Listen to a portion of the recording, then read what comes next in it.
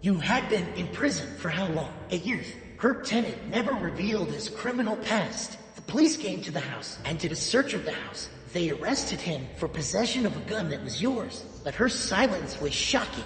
Did you say to the police officer, "It is my handgun"? I did not. You could have gone to the police station and say, "Here's my registration. You're holding somebody for doing something they didn't do." Miss Wilstead, I'm going to start with you. Yes, ma'am.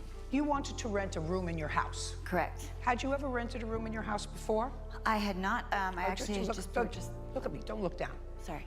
The answer? No, I had just purchased the house about 2 years before that, before I rented it out. So. Okay. So this was your first tenant, and you posted an ad on Craigslist. Yes, ma'am. The plaintiff answered that ad. Stop looking down. Turn the paper over. Sorry.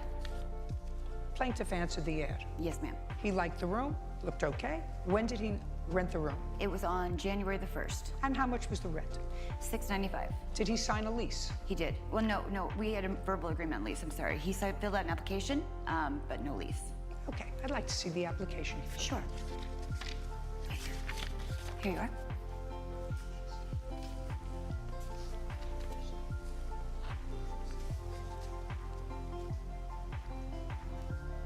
Okay.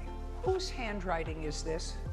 That's my handwriting. You say applicant wants 6-month lease and will pay in advance cash if approved on January 1st. So if he was approved, he filled this out on December 28th. If approved on January 1st so that he could move in within 3 or 4 days, he'll pay you $600 in advance. No evictions, good credit, polite, move out 7/1/19. Yes, ma'am. That's what you wrote. Yes, ma'am. Okay. Now, when the plaintiff filled out this application, it says, Mr. Shadara, is the occupant a registered sex offender? No.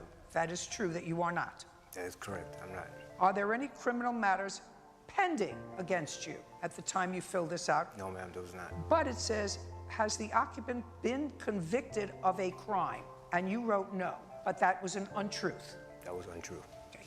Because you had, in fact, been convicted of a crime and you had been in prison. Correct. For how long? 8 years. Now, the application also says that you are unemployed because it doesn't list the name of an employer. It doesn't list a previous address for him. It doesn't list any current employment. It doesn't list any previous employment. Shh.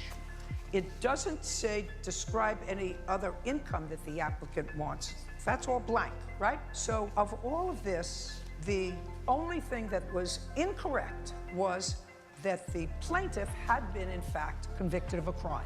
Yes, ma'am. And he moved in on January 1, and you accepted his 6-month in advance payment. Yes, ma'am. How much did you accept from him? $4,170. Subsequently, I'm trying to figure out what date it was that the police came to the house. What date was that? It was February the 4th. So the plaintiff had been in your home for now a month. Yes, ma'am. Without incident.